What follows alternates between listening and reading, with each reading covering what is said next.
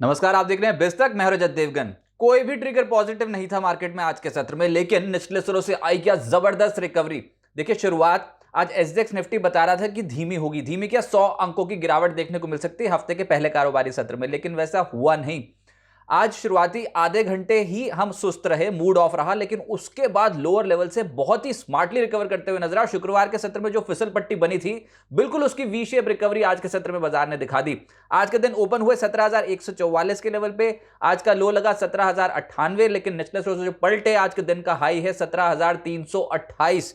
जी हां, 17,311 पे बंद हुए हैं, दिन की ऊंचाइयां छूते छूते 126 पॉइंट्स के गेन के साथ। और उसमें भी सबसे बड़ा कंट्रीब्यूशन आज bank Nifty, banking stocks, financial stocks का रहा।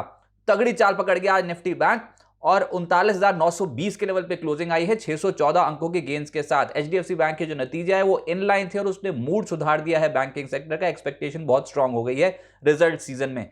सेंसेक्स 491 अंकों की बढ़त के साथ हुआ है बंद। अब इस प्राइस एक्शन को आप चार्ट्स के जरिए समझिए। सबसे पहले निफ्टी का चार्ट आपकी स्क्रीन पे 15 मिनट टाइम फ्रेम का चार्ट है और ये पिछले कुछ दिनों में लोअर लेवल देखने को मिल रहे थे, लगातार फिसल पट्टी ऑन थी। ये जो एक सर्कल है, ये आपको बता रहा है शुक्रवार को एक गैप अप तो देखने को मिला था, लेकिन सस्टेन नहीं कर पाए। ऊपरी स्तरों पे जबरदस्त बिकवाली आती हुई नजर आई थी लेटर हाफ में।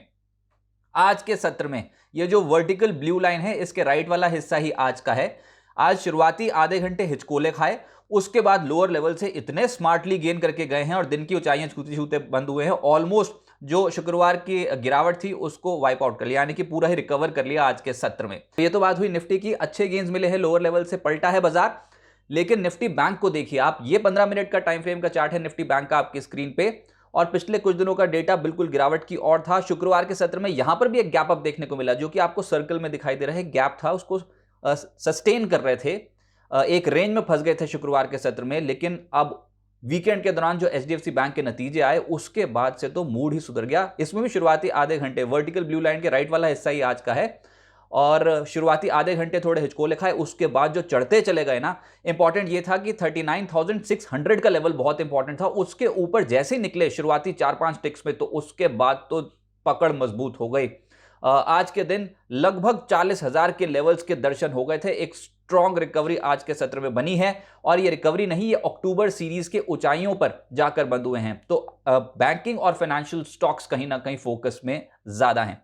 एडवांस डिक्लाइंस 37 शेयर्स निफ्टी के हरे निशान में, 13 शेयर्स, मात्र 13 शेयर्स लाल निशान में बंद हुए हैं। लेकिन जो चढ़ा है उसमें है स्टेट बैंक ऑफ इंडिया, 3% तेज हो गया। बजाज फिनसर्व लगभग 2% चढ़ा है। एक्सिस बैंक 2% चढ़ा। एनटीपीसी और आईसीआईसीआई बैंक में भी 0.25% से ज्यादा के गेन्स आते हुए नजर आए। जो नहीं चले वो थे मेटल्स।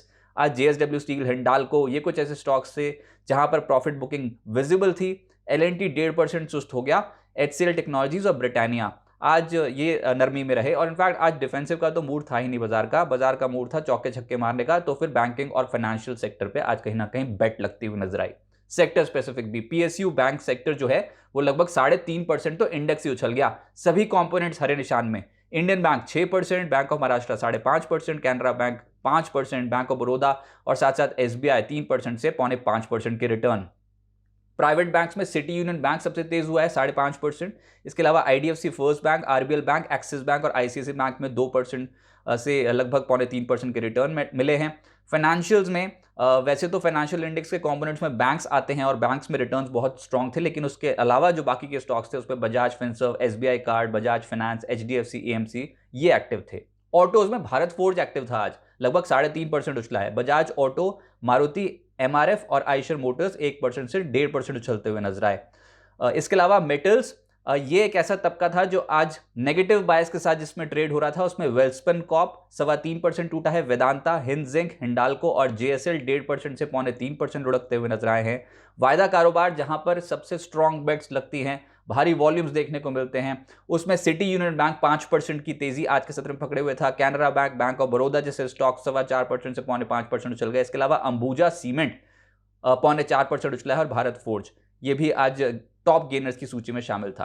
जो नहीं चला वो था ओबरॉय रियल्टी। नतीजों के बाद तो शुरुआती पहले 2 टिक्स में ही एकदम से डेंट पड़ गया। कुल मिलाकर आज के दिन में 0.5% गिरावट देखने को मिली है। नवीन फ्लोरिन 4% टूटा है। वेदांता, सिंजीन और हिंडाल्को जैसे स्टॉक्स आज फिसले हैं। मिड कैप गेनर्स बहुत लंबी सूची है, लेकिन जो परसेंटेज के लिहाज से सबसे तेज है उसमें सुजलॉन 11% से ज्यादा चढ़ा है, आईआरबी इंफ्रा 10.5% चढ़ा है, एप्टस वैल्यू 10% से ज्यादा चढ़ा, दीपक फर्टिलाइजर आरपीएसजी वेंचर्स 7.5% से 8% का रिटर्न दे गए, गॉडफ्रे फिलिप्स 7.25% उछला, अदानी ग्रीन 6% उछलकर बंद हुआ है, एफडीसी बोरोसिल लिमिटेड और अपार इंडस्ट्रीज 5% से 6% उछलते हुए नजर आए। चार्ट ऑफ द डे भी मिड कैप कैटेगरी का ही स्टॉक है और वो है आईआरबी इंफ्रा। जी हां, आज के सत्र में स्ट्रॉन्ग मोमेंटम आ गया और एक रिपोर्ट आई थी वेंचुरा सिक्योरिटीज की, आप लक्ष्य सुनेंगे तो चौंक जाएंगे। जी हां, आईआरबी इंफ्रा पे 729 रुपए 20 पैसे का लक्ष्य दे डाला। ये 30 महीने के टाइम फ्रेम पर दिया गया लक्ष्य है, long over a long period of time. लेकिन एकदम से ऐसी रिपोर्ट आना और स्टॉक पे पिछले कुछ दिनों में एक्यूमुलेशन तो दिखाई दे रही थी, अभी चार्ट्स पे भी जाएंगे, लेकिन पिछले जो क्लोजिंग थी शुक्रवार की वो थी 216 रुपए 15 पैसे की, और उससे अगर कैलकुलेट करोगे तो 237% अपसाइड पोटेंशियल वेंचुरा सिक्योरिटीज मानती है आईआरबी इंफ्रा पे देखने को मिल सकता है। प्लीज और प्लीज थोड़ा कॉशियस रहिए, अपने वित्त सलाहकार की राय जरूर ले लें किसी भी निवेश से पहले। लेकिन कुछ पॉइंट्स हाईलाइट किए गए जिसमें वो कह रहे हैं बीओटी प्रोजेक्ट्स पर डिपेंडेंसी ज्यादा थी, स्ट्रेस आ रहा था बैलेंस शीट पे, तो बैलेंस शीट को डी लेवरेज किया गया कंपनी मैनेजमेंट की ओर से, इनवीट्स का सहारा लिया गया है, कैपिटल रेज की गई है 5,347 करोड़ की, और जो सरकार की योजनाएं हैं इंफ्रास्ट्रक्चर जो थ्रस्ट मिल रहा है उसका clear cut benefit IRB infra over a period of time उठाएगी। लेकिन ये फंडामेंटल बातें हैं, इसमें बहुत समय लग जाएगा। स्टॉक तो आज के सत्र में ही दौड़ गया, 10.5% की चढ़ाई चढ़ गया। ये चार्ट है आपकी स्क्रीन पे और आप देख सकते हैं, ये वर्टिकल ब्लू लाइन जो है इसके राइट वाला हिस्सा ही आज का है। और पिछले कुछ दिनों में इंपॉर्टेंट ये है कि 221 222 के जोन्स इतना कंफर्टेबली तोड़ नहीं रहा था, बार बार यहां पर जाता तो बिकवाली हो जाती थी। पिछला क्लोज था 216 रुपए 15 पैसे, आज ओपन हुआ 216 रुपए 95 पैसे, थोड़ा सा डिप हुआ 215 के आसपास आया, लेकिन जो हाई हुआ है वो है 241 रुपए 60 पैसे और दिन की ऊंचाइयां छूते छूते बंद हुआ है। 10.5% कुल मिलाकर रिटर्न्स आज के दिन में बैठे हैं। स्ट्रॉन्ग मूव, इशारा तो शुरुआती सत्र में दे दिया था, आज इसमें कुछ ना कुछ हलचल डेफिनेटली देखने को मिलेगी और वॉल्यूम्स बहुत तगड़े थे।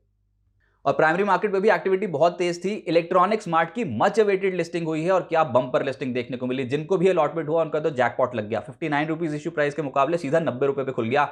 52% तो ओपनिंग टिक्स में ही रिटर्न मिल गए थे। उसके बाद थोड़ी मुनाफा वसूली हुई, क्लोजिंग हुई है 83.1 की, यानी कि 41% के आसपास पहले ही दिन इलेक्ट्रॉनिक्स मार्ट ने रिटर्न्स दिए हैं और इंस्टीट्यूशनल इन्वेस्टर इंटरेस्ट तो बहुत स्ट्रांग था, 72 गुना के आसपास कुल मिलाकर सब्सक्राइब होता हुआ नजर आया था। तो उम्मीद पे खरा उतरा, लिस्टिंग बहुत बेहतर होती हुई नजर आई। अब आगे क्या होगा?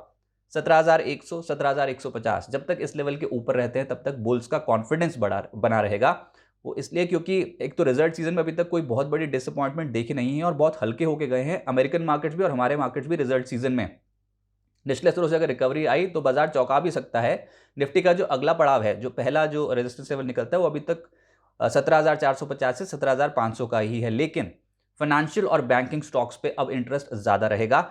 और अक्टूबर सीरीज के उच्चतम स्तर पर जो निफ्टी बैंक कामकाज कर रहा है, ऊपर से एचडीएफसी बैंक के नतीजे इन लाइन, फेडरल बैंक के नतीजे अनुमान से बेहतर, तो सबसे एक्सपेक्टेशन अब स्ट्रांग हो गई है जो बाकी बचे हुए हैं।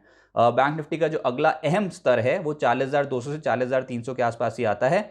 यहाँ पर आके हो सकता है कि थोड़ा कंसोलिडेट होने की कोशिश करें, लेकिन अगर कोई भी इंटरनेशनल डेवलपमेंट पॉजिटिव साइड पे हो गई, जो अभी तक हमने न्यूज़ फ्लो कुछ भी पॉजिटिव नहीं सुना है, वैसे का वैसे ही है ग्लोबल सेटअप। अगर कुछ भी पॉजिटिव अनाउंसमेंट हुई या फिर कच्चे तेल में कुछ गिरावट आ जाए या फिर अमेरिका या फिर यूके से कुछ भी पॉजिटिव स्टेटमेंट्स निकल के आ जाए तो एक बूस्टर डोज बन जाएगा। और अभी इसलिए जब तक इंपॉर्टेंट लेवल्स होल्ड करते हैं 17,100 17,150 तो ये बाय एंड डिप्स की मार्केट बन सकती है।